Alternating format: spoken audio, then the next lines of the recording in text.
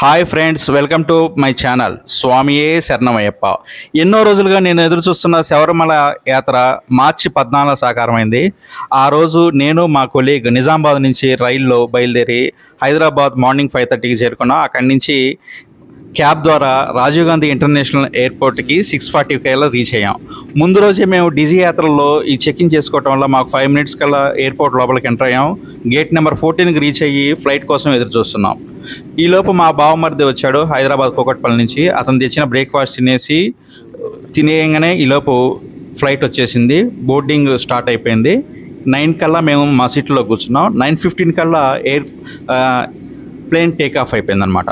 మీరు చూడండి, అక్కడ ఆ మబ్బులు, పాలనొరగలు లాంటి ఆ మబ్బులను చూడండి, ఆ ప్రకృతి దృశ్యాలను వీక్షించండి. ఆ పశ్చిమ కనుమల్లో మీదుగా విమానం వెళ్తున్నప్పుడు ఆ దృశ్యాలు, సుందర దృశ్యాలను మనం మైమర్పించి చేస్తాయి. పంచువాలిటీకి మారుపేరు ఇండిగో. కరెక్ట్గా 10:45 కల్లా కొచ్చి ఎయిర్పోర్ట్లో ఫ్లైట్ ల్యాండ్ అయిపోయింది.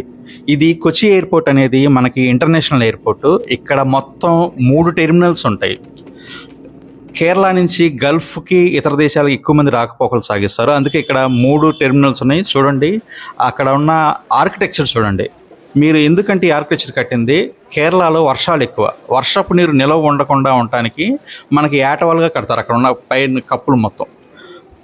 మేము క్యాబ్ బుక్ చేసుకున్నాం. అయితే ఇక్కడ ఎయిర్పోర్ట్ లాంజ్కి మిగతా ఎయిర్పోర్ట్లకను కొచ్చి ఎయిర్పోర్ట్కి ఉన్న తేడా ఏంటంటే, ఇక్కడ ఎయిర్పోర్ట్ అథారిటీ ఆఫ్ ఇండియా ఆధ్వర్యంలో దీన్ని నిర్వహిస్తున్నారు. అందుకే ఇక్కడ మీకు ఏదైనా స్నాక్స్ కానీ, టిఫిన్స్ కానీ, మీల్స్ కానీ రేట్లు చాలా తక్కువకే ఉంటాయి. మీకు హైదరాబాద్ ఎయిర్పోర్ట్లో టీ తాగాలంటే 300 రూపాయలు అయితే ఇక్కడ 20 రూపాయలకి వస్తుంది. మేము 11:30 కల్లా క్యాబ్ వచ్చింది. అక్కడి నుంచి మేము పంబకి స్టార్ట్ అయ్యాం. ఇక్కడ 154 కిలోమీటర్స్ జర్నీ అనమాట. Single road, Ghats section.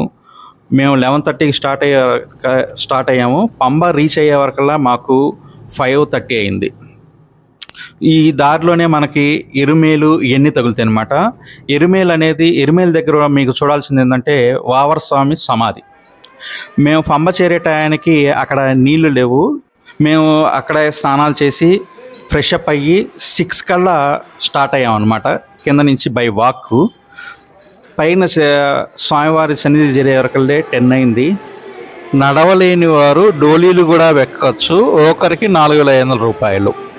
Sabarimala పాదయాత్ర ద్వారా మీరు శబరిమల చేరుకోవాలంటే మీకు ఫిట్నెస్ ఉండాలి. మాకు ఫస్ట్ టైం కావటం వల్ల చాలా ఇబ్బంది అనిపించింది. అక్కడ స్వెట్టింగ్ కూడా చాలా ఎక్కువ అనమాట. మనకి హెవీ వెయిట్ ఉన్న వాళ్ళు డోలీని ప్రిఫర్ చేయటం బెస్ట్. ఎందుకంటే అక్కడ పాదాలు, రాళ్ళు బాగా గుచ్చుకుంటున్నాయి. నెట్ట నిలువుగా ఉంటాయి. మనకి తిరుపతి మోకాళ్ళ పర్వతం ఎట్లా ఉంటుందో ఈ స్టార్టింగ్ నుంచి ఎండింగ్ వరకు కూడా అదే రీతిని ఉంటుంది. ఒక్క 2 కిలోమీటర్స్ మాత్రమే స్ట్రైట్గా ఉంటుంది అనమాట. మార్చి 14న స్వామివారి పుట్టినరోజు కావున భక్తులు కూడా చాలా ఎక్కువ మంది వచ్చారు. అందుట్లో ఆ రోజు ఉదయం దర్శనాలు నిలిపివేశారు దేవస్థానం వాళ్ళు. అందరూ సాయంత్రం 6 తర్వాతే దర్శనాలు స్టార్ట్ అయినాయి. అందుకే క్యూ లైన్లో కూడా కొన్ని వందల మంది వేచి చూస్తున్నారు. అప్పటికే టైము 10:30 అయింది. 11 కల్లా క్లోజ్ చేస్తారని చెప్పేశారు. మేము క్యూ లైన్లో నడుచుకుంటూ కరెక్ట్గా గర్భగుడి దగ్గరకు వచ్చేవరకల్లా 10:55 అయింది. అప్పటికే పూజారులు లోపలికి వెళ్ళి పవలింపు సేవకు ఏర్పాట్లు చేస్తున్నారు. మేము దేవుణ్ణి కోరుకున్నాం అనమాట. స్వామి, ఎట్లయినా మాకు దర్శన భాగ్యం కల్పించు స్వామి అని కోరుకున్నాం. మా మొర స్వామివారు ఆలకించారు. మేము అట్లా దర్శనం చేసుకుని పక్కకు వచ్చేసాము. ఎమ్మటే దర్శనం క్లోజ్ చేసేసారు అనమాట. మా వెనక సుమారు ఒక 2,000 మంది దాకా ఉన్నారు. వాళ్ళంతా ఆగిపోయారు. వాళ్ళందరికీ మరుసటి రోజు ఎర్లీ మార్నింగ్ 4 దాకా దర్శనం లేదని చెప్పేశారు. పాపం మా వెనక వచ్చిన వాళ్ళు తిరుగు ప్రయాణంలో ఫ్లైట్ టికెట్లు బుక్ చేసుకున్న వాళ్ళు అయితే అట్టాన దర్శనం బయట నుంచి దండం పెట్టుకుని వెళ్ళిపోయారనమాట. ఇదిగో ఈ స్వామివారి గర్భగుడిని చూడండి, అంతరాలయం. మీరు కూడా చూసి నమస్కరించుకోండి. మీ మనసులోని కోరికను కోరుకోండి. ఓం శ్రీ స్వామియే శరణమయ్యప్ప. బంగారు తాపడంతో చేసిన ఆ స్వామివారి గర్భగుడిని చూడండి, ఎంతో దేదీప్యమానంగా వెలిగిపోతుంది. మీరు కూడా కనులారా వీక్షించి స్వామివారిని నమస్కరించుకోండి.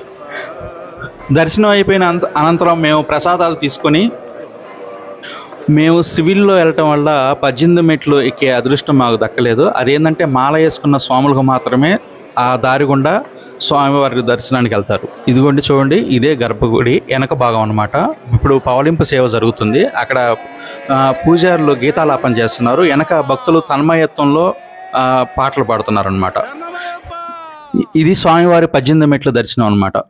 మీరు కూడా నమస్కరించుకోండి. దర్శనం అనంతరం మేము కిందకు వచ్చేసాము. అయితే మేము 11కి స్టార్ట్ అయ్యాం. కిందకు వచ్చే వరకల్లే 1 గంట అయిపోయింది. ఈలోపు అక్కడ నైట్ నిద్ర చేసే వాళ్ళు కూడా చాలామంది ఉన్నారు. మనకి తిరుమలలో లాగే శబరిమల కొండ మీద కూడా మీకు వసతి భోజన ఏర్పాట్లు బాగా ఉంటాయి. ఇదిగోండి, మాల వేసుకున్న స్వాములు వచ్చే 18 బంగారు మెట్ల దారి ఇదే. నెక్స్ట్ వీడియోలో మళ్ళీ కలుద్దాం.